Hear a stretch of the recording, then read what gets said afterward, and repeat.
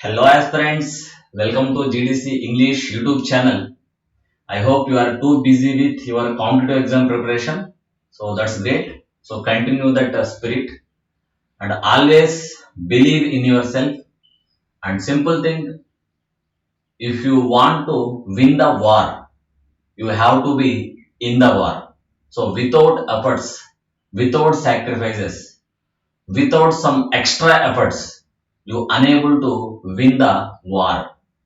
In the war, the opposite team don't come like that. What you are thinking in your brain. So they come this side, they come this side, they come that side, they come from this side also. In the life also like that only. Your GPAT exam preparation, your competitive exam preparation is also like that only.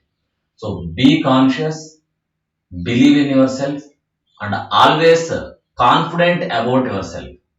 Yes, we are the human beings. We are here to achieve the things. So don't become dreamers. So become achievers. And GDC is always having that mindset only. And it's our responsibility inculcate, input that mindset into your brains. Okay? So we are the achievers. Definitely we will do the things. Everything will be possible. Okay? So let's go into the session of Pharma 360-degree MCQ series. So we will discuss MCQs on general anesthetics, methanol as well as methanol poisoning. So let's have a discussion with start our discussion with the first MCQ. So what is the first MCQ here? General anesthetic. General anesthetic produce immobility in response to painful surgical stimuli by acting primarily at the. So general anesthetics when they administered, they reach the central nervous system and they have to reduce the mobility of the person. They produce immobility in the person during the surgical procedure. They have to calm down the person during the surgical procedure by acting on which of the following site. So like motor cortex, basal ganglia, thalamus, spinal cord. So I hope you know the answer. The simple answer will be the spinal cord because spinal cord is responsible for our reflexes, our reactions. Definitely, if spinal cord is relaxed, definitely the surgical procedure will go smoothly. And you know that what are general anesthetics? Anesthesia, nothing but the agent or substance causes loss of sensation, loss of consciousness. General anesthetics are the substances, they act on the central nervous system, they cause reversible loss of consciousness, reflexes, all body activities temporarily. They causes reversible loss of reflexes, all actions of the body temporarily for particular period of time. So local anesthesia acts locally. General anesthetics they acts on central nervous system and causes anesthesia to the total body. General anesthesia, total body anesthesia. Pre-anesthetics these are the group of the drugs they given prior to the surgical procedure like antiemetics, like anxiolytics, like sleep producing agents, like skeletal muscle relaxants, like analgesics opioids, like anti-secretory drugs which may decrease the unwanted or abnormal secretions during the surgical procedure. So the answer is simply spinal cord. What is the second MCQ here? This MCQ is regarding the mechanism of action of general anesthetics. The primary mechanism by which general anesthetic produce their action affecting receptor operated ion channels in cerebral neurons, blocking voltage sensitive sodium channels in the neuronal membrane, depressing the metabolic activity of cerebral neurons, blocking production of high energy phosphate in the brain, blocking production of a high energy phosphate in the brain, depressing metabolic activity, block voltage gated. So generally the general anesthetics are having multiple actions. They are having multiple mechanism of actions, but among them, especially these drugs mainly affecting the ion channels in the central nervous system, especially ion channels like NMDA, AMPA, related to the excitatory neurotransmitter. Especially to carry out a proper surgical procedure, we have to relax our brain. for relaxing the central nervous system should calm down the excited neurotransmission like glutamate aspartate. So especially regarding the mechanism, option will goes to the A, affecting receptor operated ion channels in the cerebral neurons. Option A is the answer for the general mechanism of action of general anesthetics. Okay, next. An ideal anesthetic drug would be an ideal. So, what are the ideal properties? So, what it should be? So, induces anesthesia smoothly and rapidly and secure rapid recovery. So, it should enter into the body, induce the anesthesia rapidly, and also eliminate from the body rapidly. If it is staying more time in the body, it may produce as adverse effects because these drugs are acting on CNS. If this general anesthetics dose become excess, this general anesthetics may paralyze the medullary center like medulla oblongata. Medulla oblongata containing cardiovascular center as well as the respiratory center. If cardiovascular center, respiratory center become depressed, what will happen? It may lead to coma and death. So rapid induction of anesthesia, rapid elimination, rapid recovery. Possess a wide margin of safety. They should possess safety. For that purpose, the dose of drug should be proper designing required. B, divide of adverse effect. So yes, definitely there is a chance of adverse effect will be there. That should be minimized under all of the above. I hope with this explanation you clearly understand that the answer is all of the above. The answer is all of the above. So these are the ideal properties of a anesthetic, especially general anesthetic should follow because general anesthetic acting on the CNS, it affecting total body. If the dose of general anesthetics become excess, it may lead to fatal death also. No surgical operation should be performed during the following stage of anesthesia. I hope you have awareness that the surgical anesthesia in four different stages: stage 1, stage 2, stage 3, stage 4. Stage 1, induction of anesthesia. Slowly we are injecting drug and patient slowly enter into the unconscious state. Stage 2, a state of excitement where the person may become highly excitable, highly reactive. There is a chance. And stage 3, in stage 3, we will carry out the surgical procedure. And stage 4 is the dangerous phase where there is a chance of adverse effects and may lead to death also. So patient should not enter into the stage 4 and here the question is no surgical operation should be performed during the following stage of anesthesia. So stage 3 plane 2, stage 2, stage 3 plane 1, stage 3 plane 3. The answer will go to the stage 2. Stage 2 is known as excitement phase. There is a chance of person may become excited because during this stage our body will try to reflex act.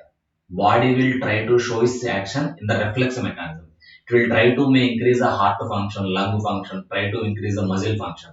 There is a chance of jerking movements like this. Excitement will be there. So to control that, we have to spend less time in the stage 2. So don't perform surgical anesthesia in the or surgical procedure in the stage 2 of the surgical anesthesia. Answer will goes to the stage 2. Indicate the intravenous anesthetic which causes minimal cardiovascular and respiratory depression effects. Indicate the intravenous anesthetic which causes minimal cardiovascular and respiratory depression effect.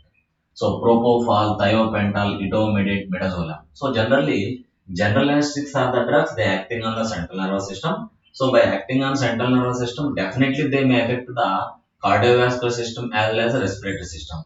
But which of the following drug having less side effect on serious as well as a respiratory, minimal depressant effect. So simply answer will goes to the etomidate. Etomidate is one of the general anesthetic and even etomidate can also suppress the corticosteroid synthesis. So etomidate now generally it is a general anesthetic, okay, but in the liver it inhibit one of the enzyme responsible for the corticosteroid synthesis. So etomidate may cause depression, decreasing corticosteroid synthesis. So answer is the etomidate. Next, second gas effect is exerted by the following gas when co-administered with halothane. So second gas effect may exerted by one of the drug mentioned here when taken along with halothane. Both are general anesthetics only. So nitrous oxide, N2O, NO, nitric oxide, MO, nitric oxide. So nitric oxide is a vasodilator, nitrous oxide is a general anesthetic. So nitrous oxide, cyclopropane, nitrogen, helium. The answer will goes to the nitrous oxide. So nitrous oxide exerts secondary gas effect or second gas effect when it combined with halogen. So what is the meaning of second gas effect? So here the nitrous oxide having excellent solubility. It shows its action rapidly. Because of these features, this nitrous oxide help other drug also to show its action readily, fastly. So second gas effect. If any general anesthetics taken along with nitrous oxide, this nitrous oxide help to improve the action of other drug taken by along with this drug. Second, the gas effect. It will increase the action of other drugs administered along with this nitrous oxide. So, ether still used as a general anesthetics in India, especially in peripheral hospitals because of. So, I think most of the countries not using ether as a general anesthetic, but in India still it is using because of what are the reasons? So it is non-explosive, it is pleasant and smelling and non-irritating, it induces anesthesia rapidly, it is cheap, can be administered without anesthetic mention. So generally it is cheap, cost effective, so no need of putting high cost, and there is no need of specific equipment to administer this drug. That's why in India it is using nowadays also. Next, which anesthetic is known as? Which anesthetic is known as hallucinations? It may cause hallucination. Mostly no anesthetic, no general anesthetics causes hallucinations, but one of the hallucinogen drug, one of the general anesthetic produces hallucinations, and that agent is also known as a dissociative anesthetic. Dissociative anesthetic. It may dissociate patient from the anesthesia, and it may feel like some creatures, some snakes going on his body, crawling on his body, hallucinations, false perception. Most of the general anesthetics, they depress the central nervous system. By depress the central nervous system, what they will do? They make the person in the unconscious state. But ketamine is one of the drug. It may cause hallucinations by dissociate patient from the anesthesia, and patient may think that something is going on his body, some creatures are crawling on his body. That is hallucination. So ketamine produces hallucinations, and ketamine is also known as dissociative anesthetic. Use of morphine in pre-anesthetic medication. So morphine nothing but opioid analgesic. Morphine nothing but opioid analgesic. It used to reduce the pain. It is an analgesic. Reduce the pain, causes analgesia, loss of pain. I hope you know that analgesia, analgesia. Analgesia means loss of pain, loss of pain. So, and without algesia produces pain. Algesia, pain production. Analgesia without pain. Analgesia without pain. So, morphine is generally a pain relieving agent. It used during the surgical procedure to prevent the pain during the surgery. There is a chance of use of scissors, knife, etc. will be there. So, is routine expert in the presence of contraindication? Is restricted to patient being anesthetized with ether, should be made only in combination with atropine, is restricted mostly to patient in pain preoperatively. Before going to the surgical procedure, we have to reduce the pain impulses in the patient by giving analgesic like morphine, fentanyl, alfentanil, etc. So you got the answer simply. Option D is the answer. Next, Which of the following is an intravenous anesthetic? Which of the following is an intravenous anesthetic? It is taken by the IV route, intravenous. So ketamine, nitrous oxide, ether, enflurane. So enflurane, ether, nitrous oxide, all these are volatile liquids or gases, but ketamine is a normal drug. Ketamine is taken under the category of intravenous route of administration, and ketamine is known as a dissociative anesthetic. It makes the patient out of the anesthesia and produces hallucination as a adverse effect. Next, simply ketamine is answer. It is intravenous anesthetic among this drug. Next, so which is an ultra short acting thiobarbiturate acting as a parental anesthetic. So clearly here they mentioned ultra short acting. Okay, you don't know that ultra short acting particular drug. And it clearly they mentioned thiobarbiturate. Thio means sulfur containing barbituric acid. So here midazolam generally benzodiazepine, ketamine a dissociative anesthetic, and thiopenton sodium thiobarbituric acid, and methohexidine also one of the category of drug. So simply the answer will goes to the thiopenton is a ultra short acting thiobarbiturate and acting as a parenteral anesthetic. Parenteral anesthetic. Answer is thiopenton, nothing but thiopentol. Next question about ketamine. Next question is about the ketamine. Ketamine, a dissociative type anesthetic, acts on which type of receptor to produce its action? NMDA, GABA, GPCR, nuclear receptor. So, like ketamine is unique, it produces hallucination. Like it is also unique mechanism, not similar to all type of general anesthetic. Ketamine block NMDA receptor, a type of ion channel receptor. NMDA, the full form of NMDA, N-methyl, N-methyl deaspartate, comes under subtype of ion channel receptors. Comes under subtype of ion channel glutamate receptor. In G protein also glutamate receptors are there. They known as metabotropic glutamate receptor. In ion channels also they known as glutamate ion channel receptors. So glutamate ion channel receptors NMDA, AMPA, chymeric acid. So here ketamine is a drug. It used to block NMDA receptor. Next, induction anesthetic preferred in the day care surgery. Ketamine, propofol, methotrexate, thiopentone, sodium. In the day care surgery, one of the following drug used as a nothing but used for surgical procedure. So induction anesthetic preferred in the day care surgery. So ketamine, dissociative anesthetic, propofol, methotrexate, thiopentone, sodium. The preference will goes to the propofol because it does not having that much negative effect on the patient and it can increase the quality of the patient also regarding the recovery. So the answer will goes to the propofol and especially propofol having fast onset of action, shows action immediately. The answer is propofol. Next, which of the following inhaled anesthetic is an induction agent of choice in patient with airway problem?